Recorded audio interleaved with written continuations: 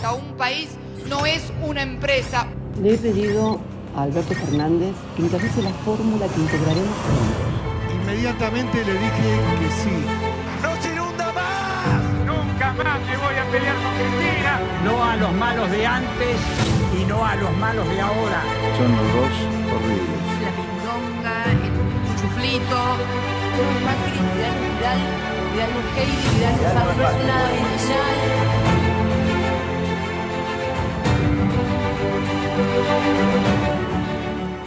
Ni Luis Juez, ni de Loredo, ni Macri, ni Patricia Bullrich, ni Rodríguez Larreta, ni Juntos por el Cambio se atribuyan el triunfo electoral en Marcos Juárez.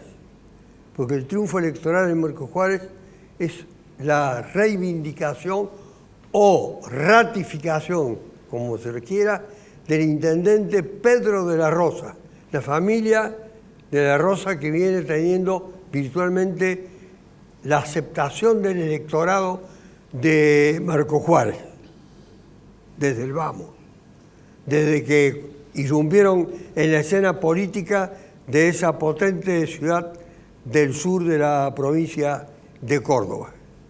Pero se ha transformado en un reconocimiento que me parece absolutamente exagerado, desproporcionado, para Juntos por el Cambio, que lo ha vendido por todo el país como un acontecimiento de victoria y de consolidación propia.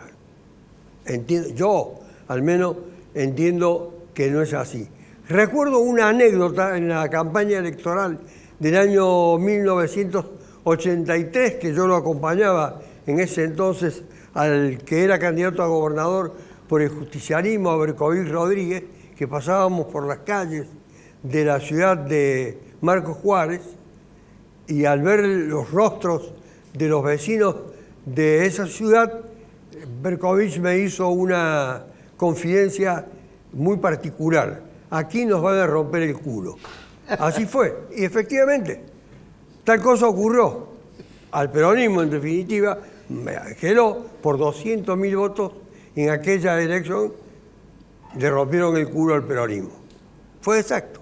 Y se ha mantenido casi, diríamos, inalterable el tipo de pronunciamiento de los habitantes de Marcos Juárez. Entonces, Pedro de la Rosa elige el gobierno o los candidatos que él elige o los que van a continuar su acción de gobierno, como él antes, la de su padre, esa es la opción electoral que reúne la mayor cantidad de adhesiones. Y además, para ratificar eso que estoy diciendo, inmediatamente determinado el acto electoral y confirmado su triunfo, el triunfo de la lista que él promovía, se consideró a sí mismo precandidato a gobernador por Juntos por el Cambio. Y aquí está Miguel Nicolás, que es un activo, amén de todas las funciones que ha cumplido en el radicalismo, un activo militante de Juntos por el Cambio, y tiene una gran actividad actualmente en las redes. Así es. Y en su momento, cuando se consolidó como una opción electoral Juntos por el Cambio, se había opuesto a la designación o a la propuesta de llevarlo como candidato a presidente de la República a Mauricio Macri. Lo apoyas, sí. Ahora, ¿qué va a hacer Miguel Nicolás? Ahora contestando... Perdón, antes de que me conteste, porque me va a contestar a mí. Sí. Antes de eso, hay ya dos candidatos de Juntos por el Cambio, Patricia Bullrich y Rodríguez Larreta, que se han pueden agregar algunos han otros. pronunciado de una manera inequívoca, dejando de lado cualquier posibilidad de algún radical. La posibilidad la van a dar las PASO. Al haber elecciones, cada uno elaborará su lista y acompañará al candidato que podamos proponer, tanto uno como otros partidos políticos que integramos esta alianza. Lo que recién lo escuchaba a usted, Aira Bedian, hablar de Pedro de la Rosa. Está dentro de Juntos por el Cambio. Eso es innegable. Lo que se atribuía en el pretriunfo, por así decirlo, era el actual gobernador Juan Schiaretti y Yayora. Decían que iba a ser la pista de lanzamiento de su candidatura a presidente, decían que iba a ser la pista de lanzamiento de Yayora candidato a gobernador, y la gente le dio una bofetada con el resultado. Y esta es la realidad. Lo que pasa es que a la gente ya no se le puede mentir más. Y esas mentiras se corroboraron en las urnas, donde es cierto, ha hecho una buena gestión, pero también es cierto que De la Rosa es un integrante y un dirigente importante de Juntos por el Cambio. Y por eso el triunfo. La gente que ya lo venimos al triunfo preanunciando del 2021. La gente de los pueblos, de las ciudades, de distintas dimensiones, no reivindican, ratifican y consolidan a aquellas administraciones que han sido de buen desempeño para sus habitantes. No tengo ninguna duda que sí. Y por supuesto, y ratifico eso, pero es innegable que es un hombre que integra la fila de Juntos por el Cambio, y Juntos por el Cambio ya tuvo un gran triunfo en el 2021, un gran triunfo. Se sacaron más de 1 millón de votos, en donde la gente está buscando otra alternativa a lo que hoy, desgraciadamente, puede estar viviendo tanto la nación como la provincia. Pero teniendo en cuenta su prosapia radical, vamos a ver cuál es el rol que va a jugar, si es que juega alguno, el radicalismo. No tengo duda que puede haber un candidato de la Unión Cívica Radical en Exmanes 1, Morales también lo pretende. Hay que ver cuando llegue el embudo de las listas y ahí vemos cómo se acomodan las cosas. Lo que sí se ratifica dentro de Juntos por el Cambio es que esa alianza sea indestructible. Y va a ser indestructible, internamente digo indestructible, consolidándolo la unidad, y las posibilidades son amplias para Juntos por el Cambio. Sergio Ortiz, del Partido de la Liberación. ¿Qué tal? ¿Cómo está, Ortiz? ¿Qué tal? ¿Cómo anda, doctor? ¿Le puede haber impactado a usted la presencia de los dirigentes sindicales en la Embajada de los Estados Unidos? Sí, sin duda. ¿Y cuál es la lectura que usted hace de eso? Y me parece que si fueran solamente algunos dirigentes sindicales, que en este caso concreto fueron Hugo Yasky y Roberto Baradel de la CTA, llamada de los trabajadores, sería grave, pero a su vez en esa misma embajada estuvieron los dirigentes del Consejo Directivo de la CGT Nacional. O sea que no es una fracción sindical o una central sindical, sino que son varias las que supuestamente son más representativas. Y creo que eso no es más que en todo caso la continuidad agravada, porque se trata de organismos, sindicatos ligados a los trabajadores, no es más que la continuidad de la política a nivel del gobierno, que justamente por estos días, o por esos días, se había plasmado en la visita de Sergio Massa, el superministro de Economía, que no en nombre propio, sino en nombre de todo el gobierno, esto es de Alberto Fernández, de Cristina Fernández y del suyo propio de Massa, del Frente Renovador, fueron en definitiva a pedir créditos, inversiones y sobre todo a revalidar el convenio con el Fondo Monetario Internacional, que es un convenio derivado del crédito fraudulento, según nuestro punto de vista, porque omitieron varios pasos legales contraídos en la época de Macri por 45.000 millones de dólares y que lamentablemente este gobierno prometió investigar. Se inició una investigación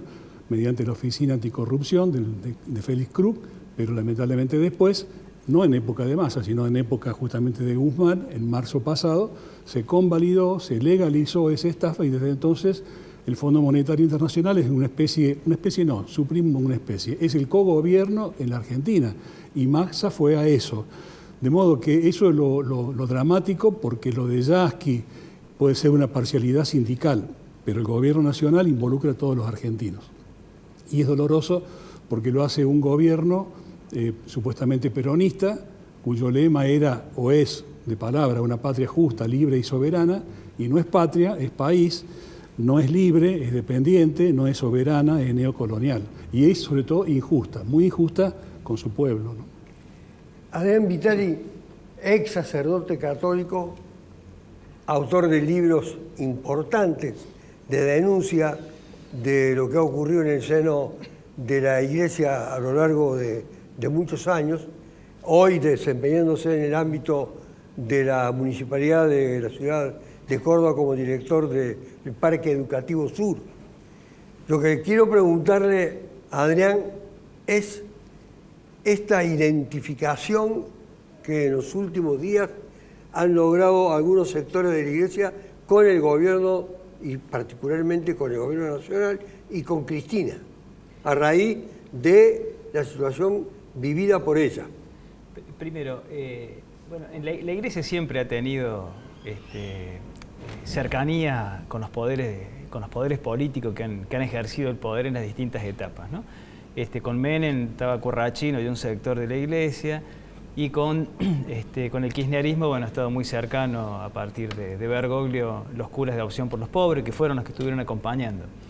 Pero frente a esa escena, que tampoco estaban todos, es un sector que expresa la cercanía, y me parece que son expresiones de emociones. Frente a una situación que uno no puede, digamos, objetar lo que vio, digamos, fue un hecho fáctico, un tipo con una pistola, no salió la bala, me pareció gravísima la situación, que estuvimos al borde de la verdad, de un caos donde termina sufriendo la gente, donde me da la impresión que las dirigencias políticas, religiosas, sindicales o de las que gobiernan las distintas organizaciones del país, no dimensionan que la democracia ya no es un sistema creíble en la mayoría de la gente. Daniel Sobato, que preside la Fundación Ideas, que es la que mide, digamos, la temperatura de las democracias en América Latina, y sostiene que el 50% ya no cree en la democracia. Entonces estamos ante, digamos, un escenario complicado. Entonces surgen, en ese otro 50% que no creen en la democracia, se sienten con derecho a hacer lo que quieran porque no creen en la democracia, como decir, che, esta mina me molesta, voy con una pistola y le pego un tiro, ¿no? Me parece lo grave de la escena es que no dimensionamos y pusimos en duda la escena. Me parece gravísimo. Y quiero terminar con esta idea. Lo leí los otros días y me pareció interesante porque refleja la situación en la que estamos. Vos sabés que si vos pones un sapo en una olla con agua natural, el sapo no reacciona. Si vos pones la hornalla al mínimo, el sapo va a terminar muriendo cocinado. ¿Por qué? Porque el sapo reacciona a los extremos de las temperaturas, o al frío o al calor. O sea, si lo tira al frío y está muy frío, salta, y si lo tira está caliente, salta. Bueno, me parece que Argentina estuvo en una situación gravísima donde no saltó nadie, sino que nos estamos, me parece que, cocinando a fuego lento sin reaccionar. Y todos quedamos siempre en el mismo contexto, ¿no? No he notado, la verdad, no he notado ningún cambio. Lo que sí noté, que recién hablaba con Marcelo, que cuando uno vive situaciones límite y corre el riesgo de perder la vida, hay cierta perspectiva de la psicología humana que termina en una especie de misticismo. Y a Cristina la vi así, ¿no? Fue Dios y la Virgen la que me salvó, buscando como expresiones de interpretaciones, digamos, surrealistas o trascendentales. Pero es típico también de cualquier persona que vive una situación así y que tiene esas emociones. Por eso juntarse con los curas, juntarse con las monjas. Y los curas también expresan sus emociones, que no están haciendo un juicio de valor político ni ético. Estuvieron ahí, digamos, porque se sienten, digamos, en ese mismo espacio quizás ideológico, porque están en el mismo territorio administrando o acompañando a la misma gente. Pero bueno, pero son otros planteos que se pueden hacer. Ahora, lo que yo creo que el sistema democrático, ya lo he dicho otras veces acá, es un sistema demasiado débil, hay que tener cuidado, hay que ser muy prudente, y hay que acompañar a los más vulnerables, que son los que terminan siempre sufriendo las consecuencias de los malos diagnósticos. Marcelo Trento, director de una emisora en Río Tercero, un lugar que vive como ajeno probablemente a las turbulencias del mundo. Esto que acaba de decir Adrián Vitale, vive vecino a su vez de Río Tercero. ¿Usted advierte que hay una crisis en la democracia? Totalmente, la democracia cruje. Yo estoy convencido que si esa bala... Perdón, la democracia cruje, incluida en la Argentina. En Argentina, y cruje en el interior y en el interior del interior, a distintos niveles, pero cruje. A ver, hay ciudades que están favorecidas por su condición socioeconómica, industrial, comercial. Hay otras que son concentraciones urbanas totalmente dependientes del clientelismo, de la dádiva. Y cada uno sufre a distintos niveles. Y quizás lo sufre más quien no debiera sufrirla, es decir, los sectores que son los más supuestamente poderosos, los sectores industriales, los que dan trabajo, son los que más están sufriendo porque son los que no están acostumbrados a sobrevivir como a lo mejor lo hace alguien que vive en el conurbano profundo. Yo creo que la democracia está acechada. Yo estoy convencido que si esa bala hubiera salido, yo no creo que haya habido un atentado planificado, que haya habido una gran inteligencia atrás de esto. Yo creo que una gente desequilibrada que intentó, lo que recién señalaba Adrián, hacer un acto de justicia mal entendida por mano propia y haber terminado con la vida de la vicepresidenta. Si esa bala hubiera salido, yo estoy convencido que hubiéramos tenido una guerra civil. Se hubiera trasladado toda esta grieta que está contenida, que está dentro de los hogares, que están en las instituciones, se hubiera trasladado a la calle con consecuencias tremendas y muy delicadas. ¿Cuál es para usted, Miguel Nicolás, la interpretación del hecho padecido y que pudo haber tenido las consecuencias que acaban de señalar tanto Trento como Vitali, la vicepresidenta? Uno de los peligros, aunque se haya sido planeado o a un loquito suelto, como dice Marcelo, uno de los problemas muy graves que podía haber sufrido las instituciones de la República si eso hubiera pasado. Pero si es una cosa hecha por unos loquitos de una forma u otra. ¿Cuál es el peligro de la sociedad? A ver, lo que se está viviendo. Yo escuchaba que la democracia cruje. No, lo que cruje son los malos gobiernos, doctor. Acá la democracia no tiene que crujir. La democracia se tiene que fortificar día a día. Costó mucha sangre a los argentinos haber logrado la democracia. Hay que tratar de ver todos los días cómo se construye. Lo que pasa cuando hay desgobiernos, por así decirlo, Fernández le salió a echar la culpa a los medios y a la oposición de la grieta o del odio. Entonces, cuando se pretende mezquinamente buscar algún resultado político por un hecho tan grave para las instituciones de la República, creo que ahí está la mezquindad de lo que cruje. Un gobierno que está dividido, un gobierno que está dejando mucho que desear para los argentinos y que estamos sufriendo las consecuencias. Acá lo que hay que fortificar la democracia para que en el 2023 la gente elija libremente quién lo tiene que gobernar. Esta es la realidad, hay que fortificar la democracia antes que cruja. Para Ortiz, cruje la democracia, pregunta, Sí, sí. Pregunto. ¿Y después hay que esperar las elecciones para que deje de crujir? No. Escucho con mucha atención y respeto las opiniones de los otros invitados y coincido y difiero con algunas cosas. Coincido, obviamente, en la gravedad tremenda de lo ocurrido ese 1 de septiembre a la noche en la puerta de la casa de la vicepresidenta, un intento de magnicidio, hablemos claro, un intento de asesinato, porque no es que con una pluma, era una pistola Versa calibre 32. Si esa bala salía, hacía un agujero y le apuntó a la cabeza, no al dedo del pie, ni a una mano. Entonces, creo que la coincidencia está en calificar como muy, muy grave lo ocurrido. Después tengo algunas disidencias parciales. Por ejemplo, Adrián dice en ese marco que no fuimos como el sapo, o sea, la gente no saltó. Así lo entendí yo, por lo menos.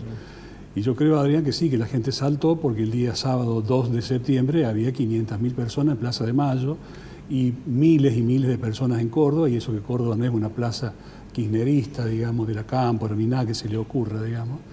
En muchas ciudades del país hubo manifestaciones de preocupación, de condena a lo ocurrido y de cariño o de respeto o de saludo, en fin, en distintos niveles de adhesión o de simplemente de respeto de un adversario político para con la víctima de esa acción.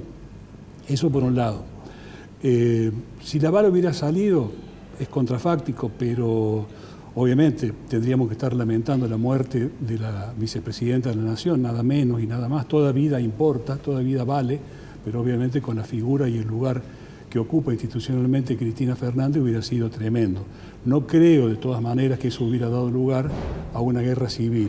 En todo caso, si hay guerra civil, espero que no, pero si la hubiera, sería por otros motivos mucho más profundos, cuando las contradicciones de clase estén en un nivel, no sé, década del 70, supongamos, desde el ángulo de los sectores revolucionarios, o 76 desde el punto de vista de la oligarquía, de los militares y de los genocidas. Yo no veo esa situación hoy.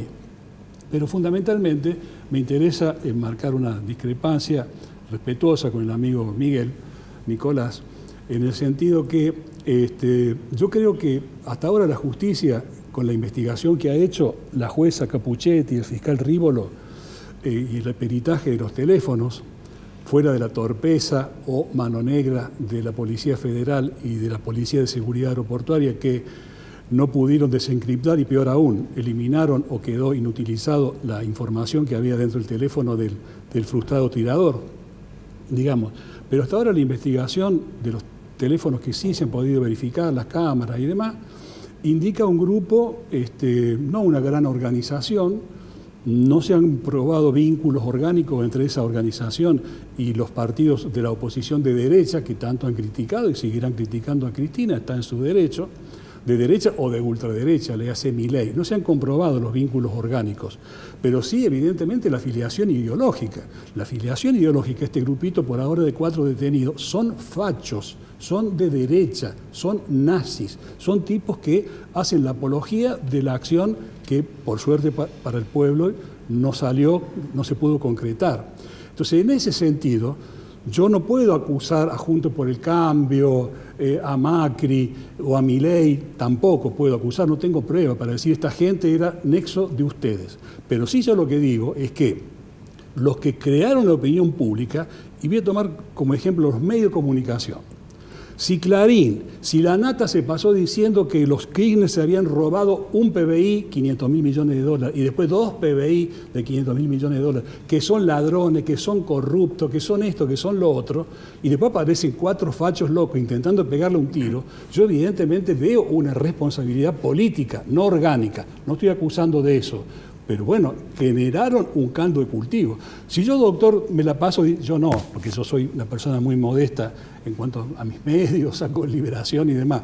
Pero si yo fuera Mañeto o los grandes medios de Córdoba y me la paso durante años diciendo el doctor Ayravedian es un corrupto, se afanó todo, toda la gente que caga como abogado y tiene mansión y tiene plata afuera y es un ladrón, se robó un PBI. Y luego viene un loco, lo espera en la puerta del canal, toco madera que no sea así, y le quiere pegar no un tiro, un palazo en la cabeza. Yo no voy a ser el responsable directo de eso, pero yo generé el caldo de cultivo para que en esa mierda, en ese caldo de cultivo de derecha, de mentira, de fake news y demás, apareciera alguien que le quiere pegar. Entonces yo no sería completamente inocente en ese caso, doctor. Quédese tranquilo, yo voy a estar en la puerta cuidándolo para que ese loquito no pueda hacer nada. Y para yo pegarle antes que le pegue a usted. Pero hay un ejemplo que le quiero dar. ¿Cuál es el caldo de cultivo de estas actitudes aparentemente irracionales o falta probablemente de sustento con grandes grupos o con un diseño muy bien estructurado o con la posesión de recursos, de medios para llevar adelante actos de esta naturaleza, que me parece es el acto más grave de todos? ¿Hay algo en la sociedad que explique algún grado de desafío a las instituciones de esta envergadura? Sí, porque primero tenemos cerca o más de un 50% de pobreza, depende cómo se mida. La pobreza que mide el INDEC la mide a través del ingreso y egreso, y la verdad que la medición tiene que ser múltiple dimensional, digamos. Gente viviendo en situaciones muy complicadas, y hoy la gente tiene acceso a través de las nuevas tecnologías, que otro mundo, o sea, el mundo va cambiando, acceder a un montón de escenarios posibles que uno en su imaginación pueda diseñar, como sucede en Estados Unidos, un tipo con una ametralladora y mata un montón. Eso no es ajeno a lo que nos puede pasar a nosotros con estos chicos, con cualquier chico, digamos, que pueda cometer semejante barbaridad. Así como mata a un vecino o mata a uno cuando va a robar un celular, o los otros días en la zona nuestra, que va la mamá con el chico al colegio y le mete un tiro al chico en la pierna, un tiro a la mamá para sacar los celulares. O sea, las dimensiones y las conductas son las mismas, nada más que ayer a la vicepresidenta, ya que eran unos vecinos del barrio que todos los días salen hacer su vida común, digamos, ¿no? Pero creo que vivimos una situación justamente de deterioro democrático, porque la democracia no es un concepto solamente abstracto. La democracia es la vida cotidiana y social de la gente, las tensiones que hay cuando no te alcanza para morfar, cuando no tenés o el sueldo es bajísimo. O sea, hay una tensión que va degradando eso y por lo tanto hay un desencanto con la democracia. Por eso la tendencia, que es una tendencia global, digamos, no nos pasa a nosotros, ¿no? Por eso la gente en algunos lugares termina eligiendo gobiernos, digamos, con tintes autoritarios, ¿no? ¿Por qué? Porque hay que corregir eso que yo considero, como decían recién, que este es el ladrón, entonces tiene que venir alguien y matarlo, o meterlo preso, poner el paredón, esas conductas digamos, que teníamos de lecturas pasadas, ¿no?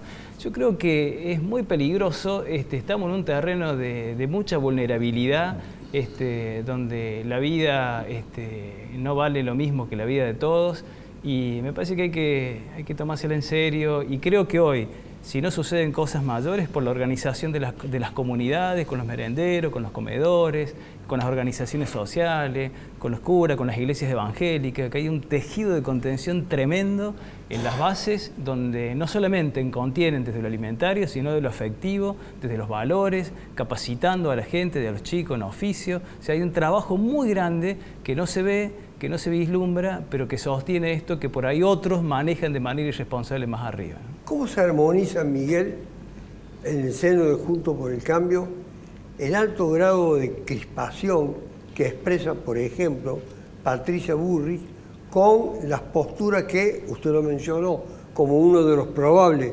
precandidatos a presidente de la República del radicalismo, el neurólogo Manes, que tiene una posición absolutamente opuesta a esa explotación de lo que ellos advierten es un estado de crispación social?